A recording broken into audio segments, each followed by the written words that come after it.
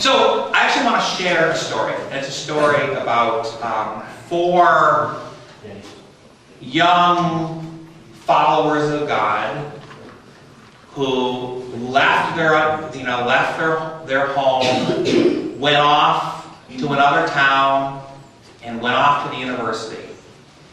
And it's about their desire, their efforts, God's work in their lives as they struggled and tried as followers of God in the midst of a secular culture to remain faithful to God and have an impact on the culture. The names of these 4 men are Daniel, Hananiah, Mishael, and Azariah. And you can read the story of their adventures going off to college in the book of Daniel. I'm going to read the beginning of that, just to kind of give you a reminder for those of you who may be not familiar with the story, who haven't read it for a little while. And I'd like to share a little bit. And afterwards, I just want to kind of broaden out and just talk about some principles that I think we can apply from this. So, just a little bit of a background in the story of Daniel. It comes from the book of Daniel. It took place at a time when God's people, the Israelites, had really just fallen away from God. Were no longer, as a country, as a nation, their kings, their leaders, had turned away from worshiping God and were worshiping idols. They had turned to wickedness. And so God gave the people, His people, into captivity to the Babylonians. And this is where the story begins. In the 3rd year of the reign of Jehoiakim, king of Judah, Nebuchadnezzar, king of Babylon, came to Jerusalem and besieged it. And the Lord delivered Jehoiakim, king of Judah, into his hand, along with some articles from the temple of God. These he carried off to the temple of his God in Babylonia, and he put in the treasure house of his God. Then the king ordered Ashpenaz, chief of the court officials, to bring into the king's service some of the Israelites, from the royal family and the nobility, young men without any physical defect, handsome, showing aptitude for every kind of learning, well-informed, quick to understand, total SAT score of over 1,600. They did at least one sport in high school or were in the marching band. They're qualified to serve in the king's palace, and he was to teach them the language and the literature of the Babylonians. The king assigned them a daily amount of food and wine from the king's table. They were to be trained for 3 years, and after that, they rendered the king's service. Right? So what is this a story of? 4 people heading off to the secular university, accelerated, right? They're getting their degree in 3 years, not 4 or not 2. So you have this accelerated Bachelor of Arts program. And at the end of it, they get a job in the secular culture. Now, being the Christian professor at the college where I teach at the Millbrae College, and I've been the faculty advisor of the Christian fellowship group there, I'm often the person that parents of Christian families will call, and they'll want to talk to me. They'll want to say, what's your name again? Yeah. Lena. My little daughter Lena's going off, to Middlebury, or she's thinking of Middlebury, or, what's going to happen to her? Will she give up her faith? Will she turn away from God? And they want me to assure them, to give them the answer, to let them know what will happen to little, Johnny or Susie or Lucy or Fred or Lena or whoever it is that goes off. They want to know, will they survive in their faith? The story you see of Daniel, Hananiah, Mishael, and Azariah is not just a story for people who cling desperately and barely survive in their faith. It's a story of 4 people who not just survive, but they thrive. That's right. Mm-hmm. They have not only at the end of this period do they still have their faith, are they still able to stand up and proclaim the God they believe in, but through those 4, the whole known world at the time hears the good news about God. Through their witness, God is proclaimed to the whole known world. So, it's not just a matter of can they go off and barely make it? Can they go off and survive, but they thrive? And it's worth looking at some of the things in their lives that I think enable them to do that, the ways that God uses them. So that not just one time, but 3 different times, the king of the whole empire, because of them, ends up sending out a proclamation that everybody better worship the God of Israel.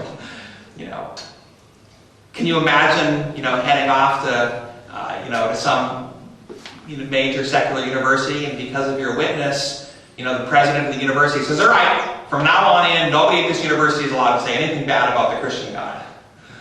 Or the president of the United States saying, all right, that's it. From now on, no one can talk bad about Christianity because of the witness of these people. That was the impact that these people had. So let me tell you a few things about their story.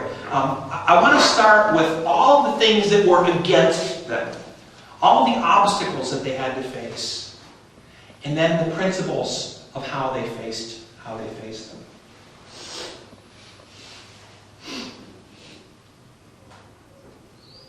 So,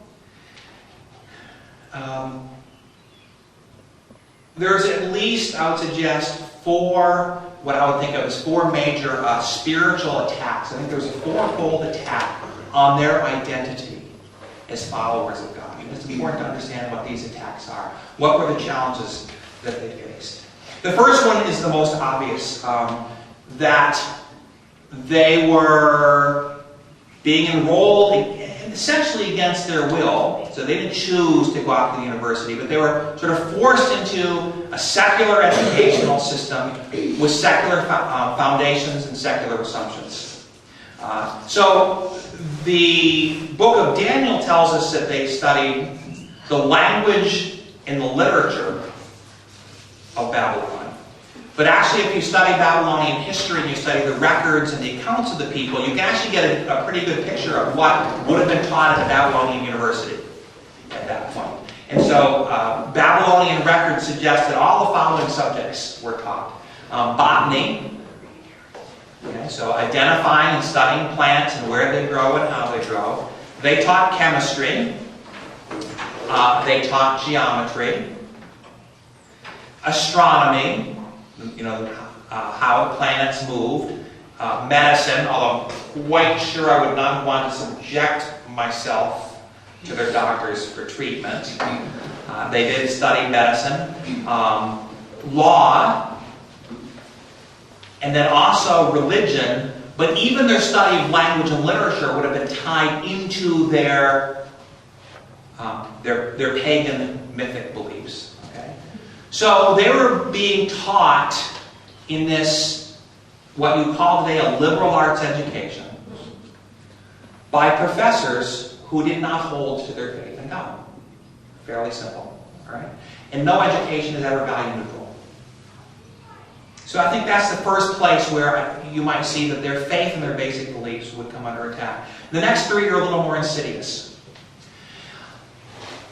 The last thing that happens to them before they get brought off, and this is a really important thing, is the book of Daniel takes the time to tell you what may seem like a trivial fact, but to these people it would not have been trivial, it would have been really important. The king of Babylon, Nebuchadnezzar, orders the temple of the Israelites to be plundered. Okay, so you know what it means to plunder? Like, go in, take everything of value out of it, and bring it back to Babylon. And then he sets them up in his temple, the temple of his gods. So by the way, Babylon was a pagan city.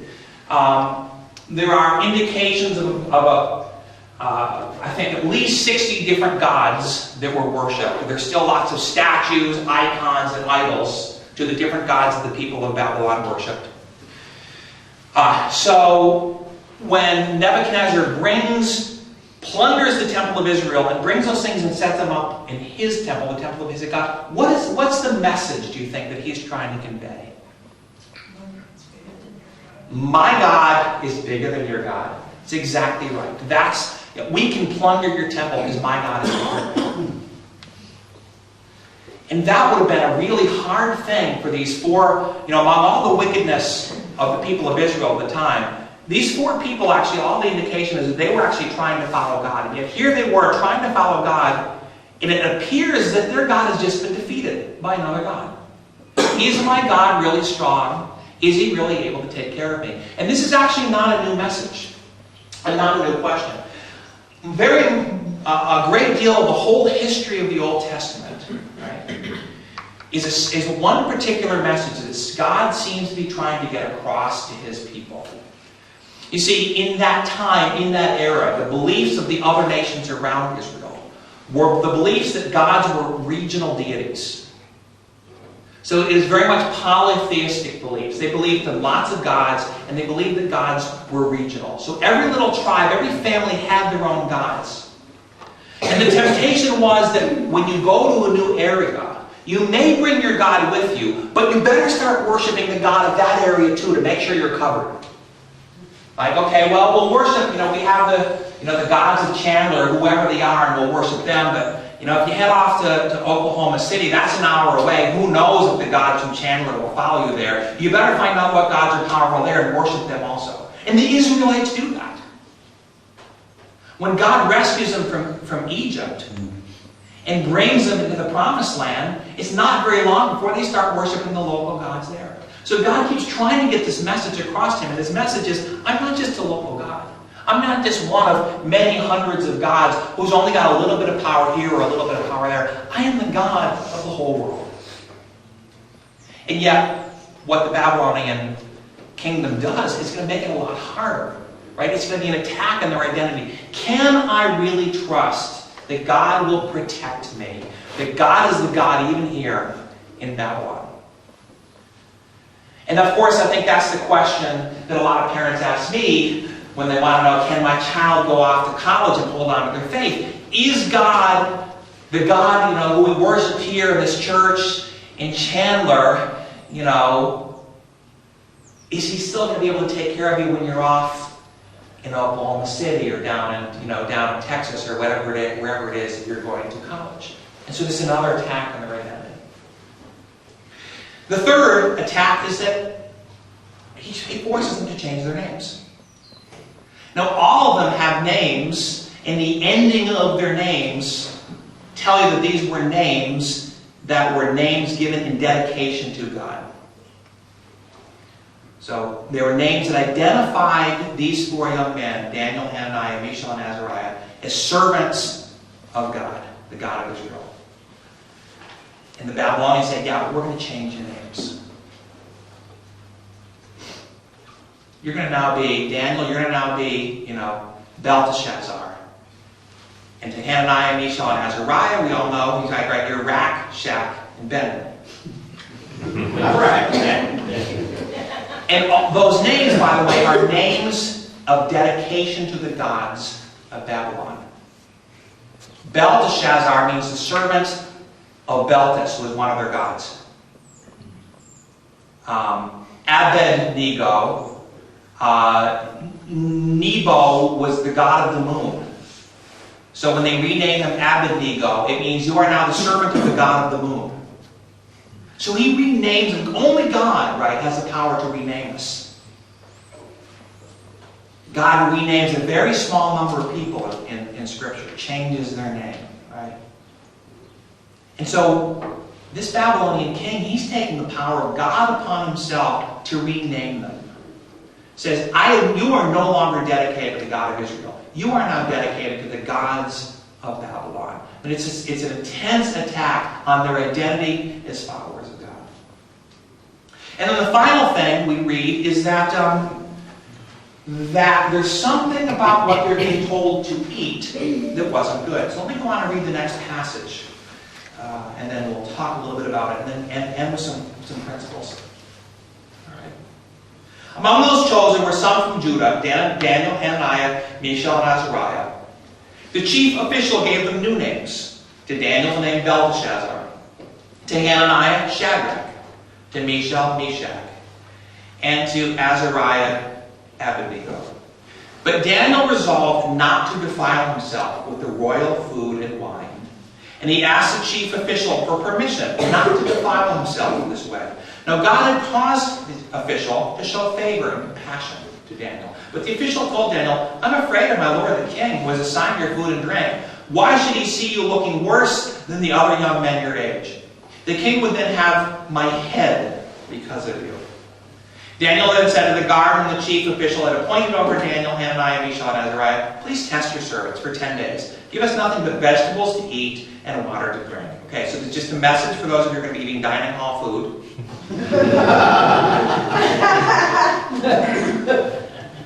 Just go to the dining hall, look, that's just a salad bar and water. And after 25 years, I've been over at college, I was given a new position a year and a half ago. I'm now sort of 60% of my job is now teaching, and 70% of my job is now residential life. Which means I have an office in a dorm, and 2 to 3 nights a week, I actually have meals with college students at my house. So this coming week, Tuesday and Thursday, I have students coming to my house for dinner, and Wednesday I eat on campus with students. And Middleburg College has all you can eat Ben and Jerry's ice cream. I'm 25 pounds heavier than I was 18 months ago when I took out this. It's a lot to be said for vegetables and water. Then give us nothing but vegetables to eat and water to drink. Then compare our appearance with that of the young men who eat the royal food. And treat your servants in accordance with what you see. So we agreed to this and tested them for 10 days. At the end of the 10 days, they looked healthier and better nourished than any of the young men who ate the royal food. So the guard took away their choice food and wine they were to drink and gave them vegetables instead. Like that's their reward. To these 4 young men, God gave knowledge and understanding of all kinds of literature and learning, and Daniel could understand visions and dreams of all kinds. At the end of the time set by the king to bring them into his service, the official, presented them to Nebuchadnezzar. The king talked with them and found none equal to Daniel, Hananiah, Mishael, and Azariah. So they entered the king's service in every matter of wisdom and understanding about which the king questioned them. He found them 10 times better than all the magicians and enchanters in the whole kingdom. All right, so there's kind of the first chapter, and I'd love to encourage you to go back and read some more of that when we're done. Read the whole story. So back to this diet. This was the 4th attack. Clearly there's something wrong, right? Because Daniel and his friends say, if I were to eat this food, it would be defiling to me. Now it doesn't actually explain why. And I've heard and read 4 different reasons why it might have been defiling. One is it almost certainly was not food prepared in a kosher way. That is, it prepared in accordance with what the Jews were told that they were allowed to eat, or the way food was allowed to be prepared. Okay? So one possibility, we're not explicitly told this, one possibility is simply it wasn't kosher food. It didn't meet the Jewish laws for what they were allowed to eat. Another possibility is that the food was sacrificed to idols and done in a public way, like the meat in particular. They wouldn't have done that with vegetables, but they would have taken animals and sacrificed them to their gods in a public way before serving them. So I think those are really plausible, and I believe those for a while. But my current pastor is actually a Hebrew scholar, and said there's actually, even though that's an easy thing to believe and it makes some sense, there's actually no evidence that it was either of those two things. Like I've been speaking on Daniel for years, and I was shocked to say, I've been teaching the wrong things. That's kind of what I assumed and heard. So it's possible and it's plausible, but there's actually no evidence that there's either one. But there's a third and a fourth possibility.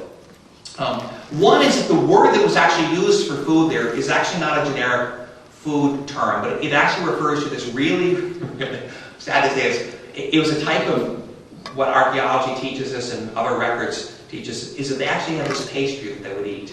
It was really high-fat, low-nutrients, like pure sugar pastry. And this is actually known. This is not like someone making this up. So there's actually a possibility. You're not talking about donuts, are you? No, okay, so actually, our Hebrew scholar pastor said it's essentially donuts. So basically, this was this really rich pastry food that was fit for the kings and wonderful, but entirely worthless. That's a donut. And so their choice to eat vegetables and water, which would seem ridiculous to everybody else, would actually make them a whole lot healthier. And so, part of this may actually be a simple health choice, right? But there's a third thing, there's hints of this as well. And I'm going to leave it up to you which one of these is. The fourth thing. And the fourth one is what I think is actually maybe the greatest temptation for people today. And that's simply that while all of their other people were suffering, while so many of the Jews left behind were living in poverty and suffering, they were being given the opportunity to essentially live an extravagant life, to live at the king's table. And I'm going to suggest that that is a really great temptation for everybody, for all Christians at all times. The temptation to so enjoy the wealth and prosperity that may come to us that it becomes a whole lot harder to give it up and to serve God. That when we become addicted to prosperity, to wealth, to extravagance, and then God calls us to do something that may require us to leave those behind or to take some risks. Once you're addicted to it, it's a whole lot harder. And so there's words in here that suggest that what really was the issue was the extravagance of the king's table. And they're saying, we are not going to live in extravagant luxury while so many of our people are suffering.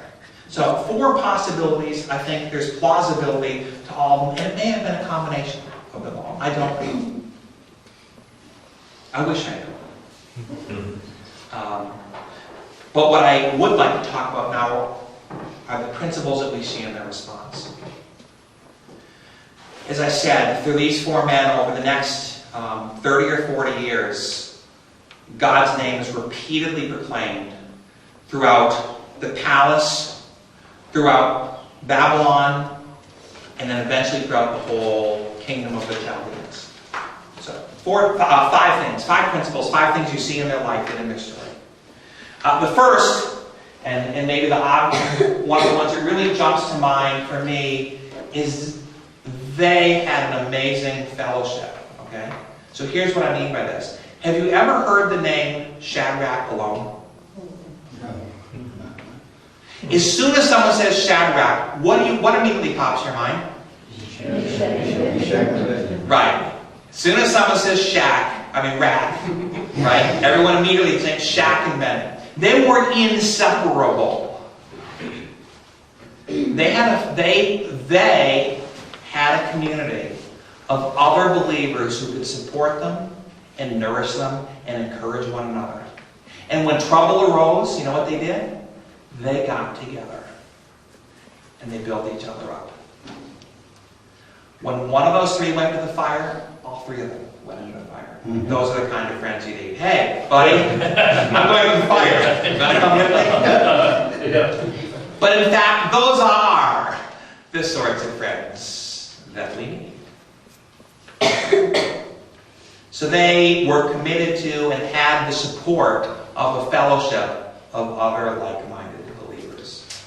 And whether you are, leaving high school and going off to a college or university, or you're going off into the working environment, I don't think anyone here who works in a secular environment, I suspect, will affirm how important it is that you have fellowship with other believers and that they can nurture you and encourage you. So for those of you, leaving home at some point, that has to be a priority. It's also not easy. For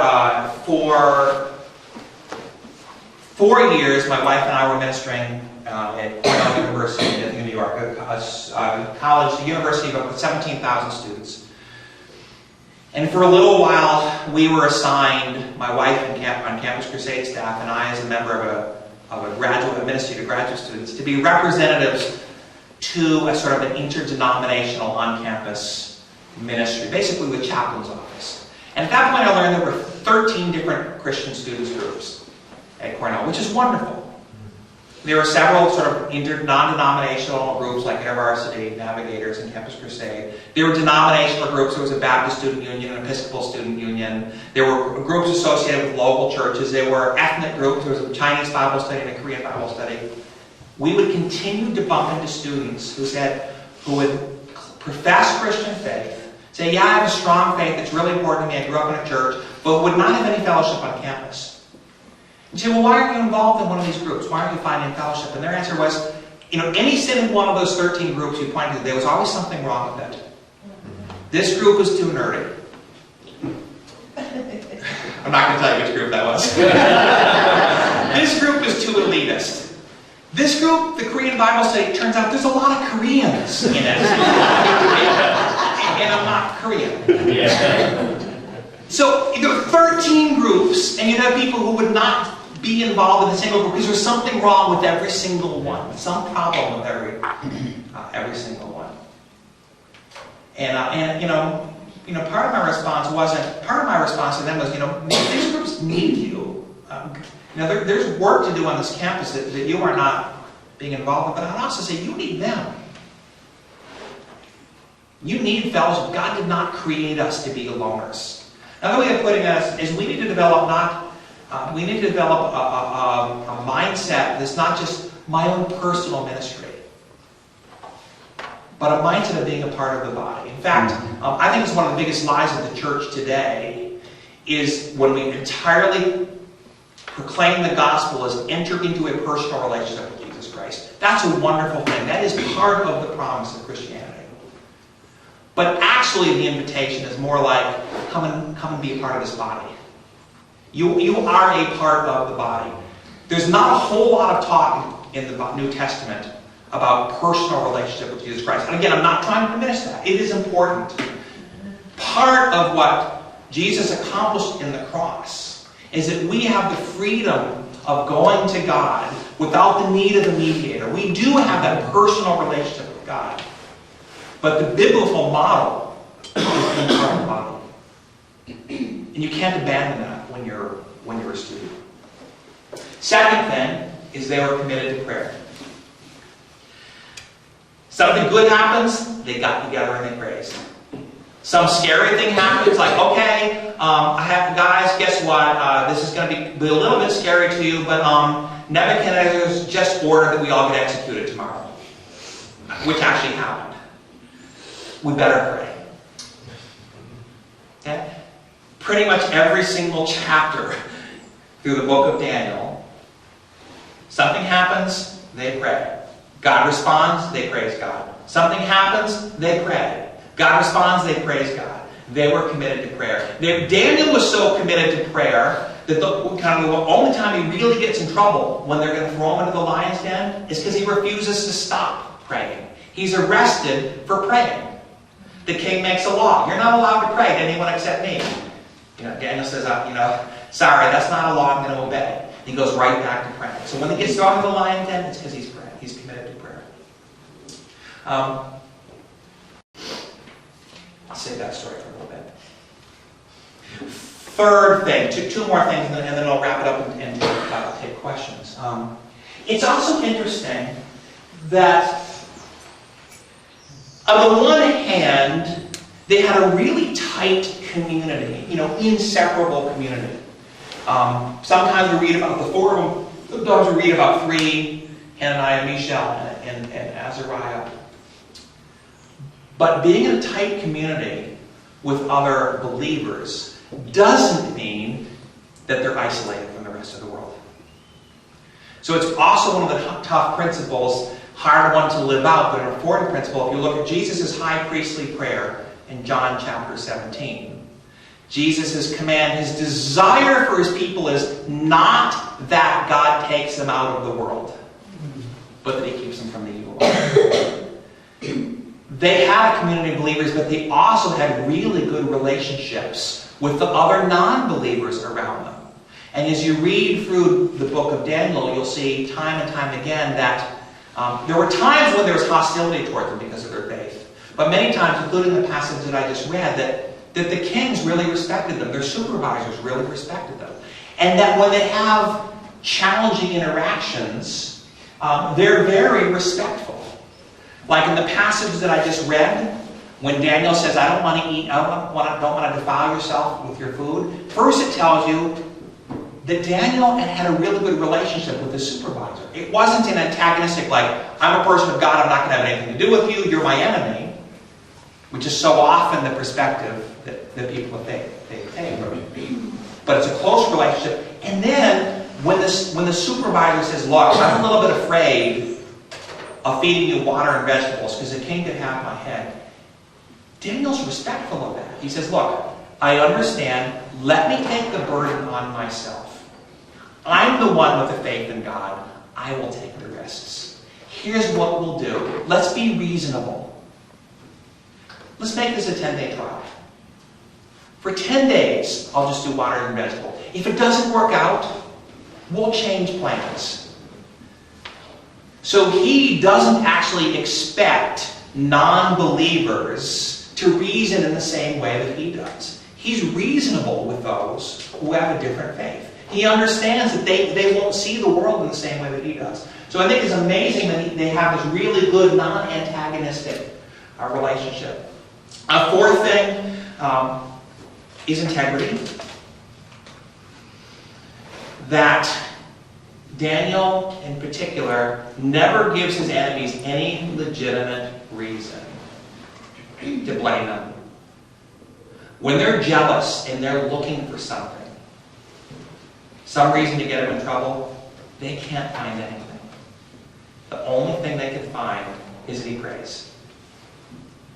So he is a person of tremendous integrity. And I'll tell you, that's one of the things that will give you the most powerful witness to roommates, to classmates, to other people in college or universities, or to your office mates when you work, is that they see that you live out the faith that you proclaim to have. And then finally, the fifth one is when it came down to it, they were willing to put their lives in their line because of their faith. So when it really did come down to, all right, worship this God, or I throw you into the furnace. Stop praying, or I feed you to the lions. They knew who God was. And they obeyed God. They did what was right, even when there were tremendous risks. So even when their lives were on the line, they lived their faith out. They trusted God. So I want to just say a few things, and then we can wrap it up. I'd love to sit and take questions.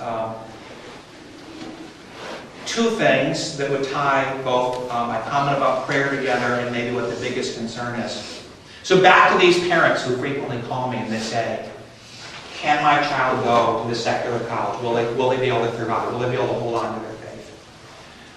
What I will acknowledge is that there are plenty of attacks on Christians. There are plenty of other students who will ridicule Christians. There are some professors who will ridicule Christians. It can be, in some ways, a hostile environment for Christians. But I find that the Christians who are part of a community actually grow tremendously in their faith while they're there. That actually the attacks on Christians for their beliefs often strengthen their faith because they can go back to the support of other Christians and they can see that God supports them. The biggest threat to the faith of students, Christian students who come to Middlebury College, is not the hostility from non-Christians, and it's not the moral temptation. It's not the partying and the drinking. That's a temptation. So both of those things are real.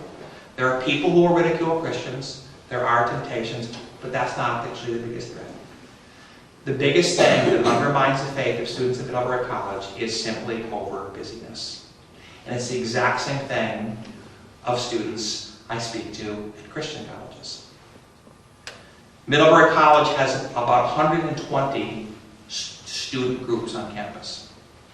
Of those 120 student groups on campus, I think there's 4 or 5 that I could name that are explicitly antithetical to Christianity, that sort of preach something you can't hold to if you're a Christian. There's an atheist club. It's probably incompatible, to be a member of the atheist club and to be a Christian.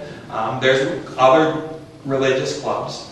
The other 115 clubs on campus are actually really fun things. Climbing clubs and fly fishing clubs and Republican clubs and Democrat clubs and dance clubs and like 8 different a cappella singing groups. And I'm not making that up. So the biggest threat is not that students have their faith under attack. It's not that they give into the temptation and you're like, they're out drinking and partying the first weekend. It's they're actually too busy between studies and the fun clubs and the sports teams and their job, and they don't make time to pray. They don't make time to be involved in Bible studies. They don't make time for church on Sundays, and they are too busy to pray. It has nothing to do with it, whether it's a secular campus or a religious campus. It's also suggests the biggest thing that also is I think main obstacle for most Christian adults that keep them from continuing to walk with the Lord is we're too busy. We live in a culture that glorifies busyness.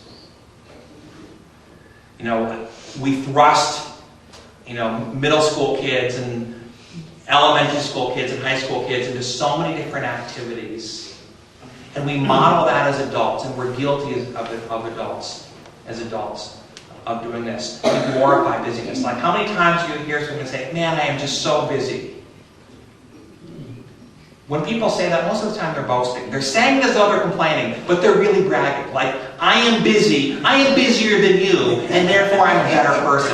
I have more hours of my week busy than you did this past week. So I must be a more worthwhile person, because we know that busyness is the badge of honor in society. I think that's the single biggest threat. And I think when you get out of school and you head off, I think one of your biggest priorities has to be you need to prioritize your walk with the Lord.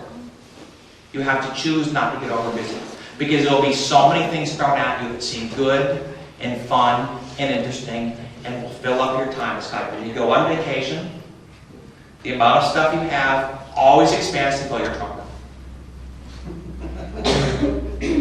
It'll be the same way with your time.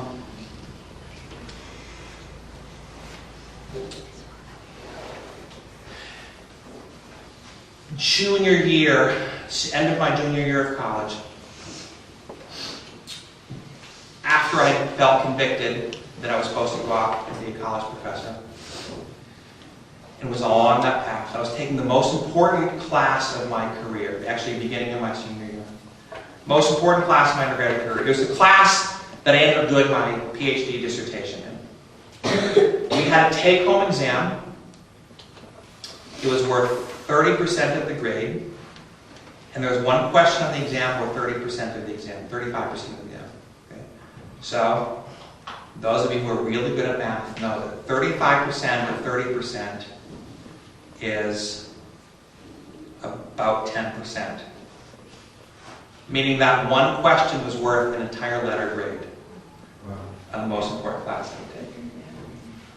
It was a week-long take-home exam, and I had absolutely no clue on how to do that question.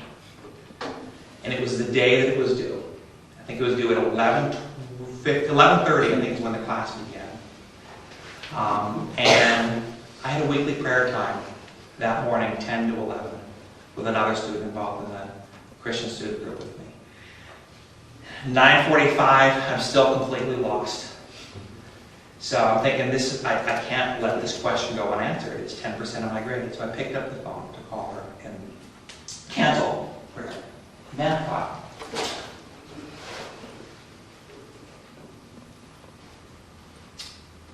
that is not the path I want to set. Don't let busyness become my life, and to be too busy to pray. So I hung up the phone and met with her for prayer. Lest you think I'm boasting, let me tell you that that was probably the worst attitude I've ever had in my life. Meetings out of her prayer. I imagine I was distracted, I was probably grumpy, I probably wasn't really paying attention to what she wanted me to pray about. Empty, feeling discouraged, finished the prayer at 11 o'clock, walked over to my desk, slammed my hand down to pick up the exam and go turn it in discouragement, and knew the answer, and I sat down and wrote it down.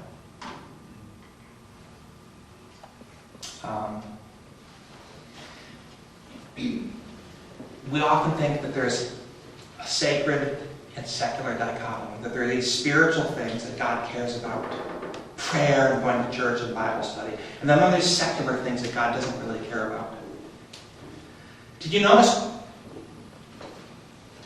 that in the story of Daniel, God gave Daniel insight and wisdom, not just into spiritual things like how to pray better, but into the language and literature of the Chaldeans? That when Daniel and his friends trusted God and obeyed God, He gave them that thing that they needed to do the work that He wanted them to do.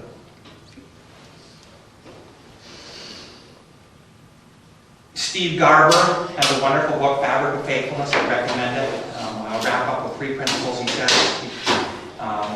He talks about, Steve Garber did a long study of those who 20 years out of sort of the formative years of life, people in their 40s, who in their late teens and coming into their 20s were walking with God, were going to church, seemed to be committed to following God, and then the question is, 20 years later, are they still walking with God?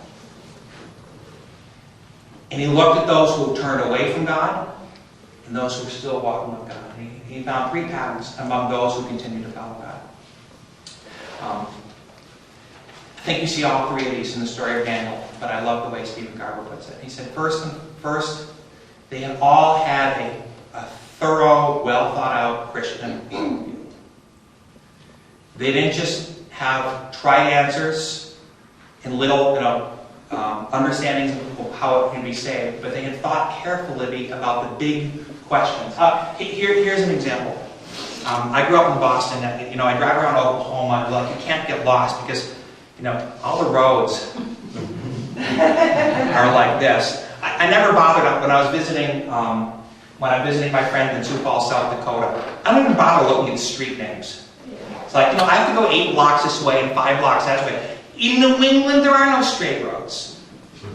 Boston is built on old cow paths, and half of them are one way. Because it turns out 2 cars take up a lot more space than a cow. So Boston has all these windy, twisty, one-way narrow roads. And then they've rechanged it. So if you were trying to get around Boston, and what you really want is either a navigator or a road map that's kind of current and accurate. If I gave you a road map or I loaded into your GPS a map from Boston 10 years ago, you'd actually still be able to get around okay. They've changed some roads, but you still get around okay. But if I loaded New York City into your map and then I gave it to you and said, here, get around Boston, you'd be completely lost. Your big worldview questions, the big assumptions you have about what's true, what's meaningful, is like a roadmap. And if you have the wrong roadmap, you don't navigate very well. The problem is that simply becoming a Christian doesn't instantly change the way that you think. For example, I think one of the basic Christian principles is that you have immeasurable worth and value to God. And we need to affirm that day in and day out. But if you live in an environment where you've been treated really horribly, no matter how much that truth is told to you, your imagination is going to view yourself as being worthless. You're going to live that lie. So the Christian worldview is not something you can just sort of get by sleeping with the Bible under your pillow. So one of the things that Steve Garber says is that you need to have a thoroughly thought out Christian worldview that's going to be adequate when the big questions come your way. It's going to enable you to handle the problems and the questions and the attacks in the world in a consistent and thought out way. Second thing he says is that those who are still walking with the Lord are those who have a community of like-minded believers. Not necessarily 20 or 30 people, but 4 or 5 or 6 people that they can really trust, share with, spend time with. And the third thing was mentors. That those who were walking with the Lord were people who had found older believers who had walked with the Lord for a long time and been committed to sort of sitting at their feet, to learning from them and listening to them. So let me end there. I'd love to take questions, conversation, dialogue, thoughts, whatever you want. But thank you for listening to me ramble on. Questions, thoughts, arguments? Yes. How about, you were talking about Shadrach, Meshach, and Abednego. Yeah. You go to the college, or people even at work where I work, and you find the one where you share with them the story, and you're sharing with them why he didn't eat what was there. They come back and say, well, you don't know for sure. You're just making that up. You're just reading, they find any excuse to try to knock that out. What's your comeback to that? You got those people that do that, and you're trying to get your in, and then they throw that at you, and you're kind of left, well, I don't really have that answer. If there's questions I don't have the answers to, then part of when I said living with integrity is being honest with people and saying, I don't have the answer to that. I don't know everything. There's a lot of things that I don't know. But if I sense that it's actually a real honest question on their part, I will invite them to walk alongside of me and walk that with me. Because, what I might say is, I don't know the answer to that, but I'm pretty confident that I know the answer. That the person I know, that is not a set of facts or truths that I know, it's a person that I know. It's God. It's the person of Jesus Christ. And I'm confident that He has the answer. So two answers. One is I try to figure out what the big questions are in the culture in which I live. And I try to learn what the answers to those questions are. I don't worry about all the things that I can't answer but that don't come up in my day-to-day life. I try to be prepared for the questions that are relevant to the community I live in so that I can address those. But if something comes up that I haven't thought of, that I don't have a good answer for, I'll admit that. I don't have a good answer for that. But I know the power that Christ has had in my life. I'll share that with you. I think people will actually respect that much more than they'll respect bogus, made up, off-the-cuff answers that don't hold water. Mm-hmm. Yeah. Other thoughts? Yeah. Could you share, as I'm working with students and I send them off to college and they graduate out of high school and I'm kind of letting them go, what would be a way that you could encourage me to encourage them to get plugged into the Lord, get plugged into the university, so that when they go, I'm going to be able to feel a little more confident. I know where they're plugged in. I know what... For some students, when they've gone off, I've tried to find connections for them where they've gone. I've tried to use networks that I have, or networks that other people have, or networks of networks, and hey, here's a church that I've dug up in that place, or here's the name of an InterVarsity person, and I may call the InterVarsity person the Campus Crusade, or the Navigators, or the Baptist Student Union, or whatever it is. And try to put them in contact. Ultimately, it's up to the student whether they follow up on that. But I will try to do that. The other thing I want to do is, when I talk about the Christian worldview, is at the time that you're shoving them out the door, it can be too late to start that. Sure. But I want to begin when they're freshmen and get them thinking about, okay, what does it mean to be human? Are we just machines? Where does your worth and value come from? Should you reason? Is it okay to ask questions? I think always encourage youth to know that they do not have to be afraid to ask questions. They don't have to be afraid to express doubts. They don't have to be afraid to have struggles, whether it's with faith and doubt or insecurities or anything like that, and to never be judgmental. But I like to keep a list of books for college students or high school students that I think are really core to helping you think consistently through what does it mean to think as a Christian. But when it really comes down to the out the door,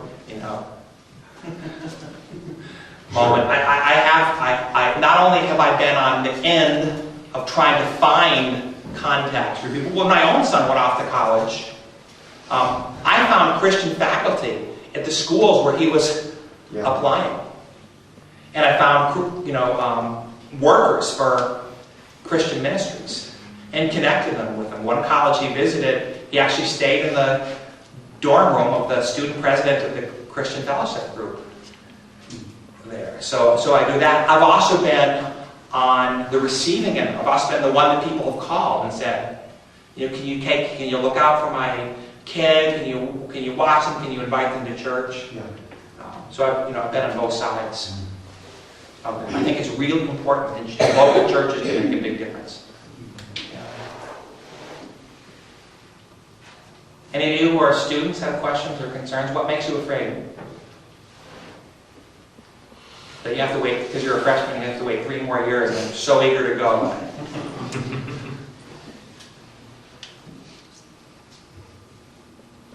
There's too many meals. Water and vegetables. I really don't want to have people have vegetables for 4 years. Like, can I go someplace that has all you can eat Ben and Jerry's ice cream? I'll actually be honest now. I've kind of laid off the ice cream. The reason is that just over the hill, 3 miles from Middlebury College, is this amazing local dairy, Monument Farms. They're actually a wonderful dairy. It turns out that they're real big supporters of the Young Life group on campus. But their milk never leaves. It's, most milk in Vermont, sadly, is raised in Vermont, shipped off 200 miles to Boston, processed, pasteurized, homogenized there, and shipped back to Vermont. This is the dairy that actually do everything locally there. And they have chocolate milk. It's like pudding. And it turns out my son, when he ended up going to where I teach, my middle son, he was consuming 1,600 calories a day of chocolate milk. He'd go have a tall glass at breakfast, and then he'd have a tall glass at lunch, and then bring some home for a midday snack, and then have a glass of dinner. And, he's 6'4", and he's an athlete on the baseball team, so I think he could handle it in a way that I can't. He realized he did have the freshman 15. So actually, Monument Farms chocolate milk is much more of an issue for me than the free all-you-can-eat Ben and Jerry's. Well, thank you all for coming. It was a pleasure to be here.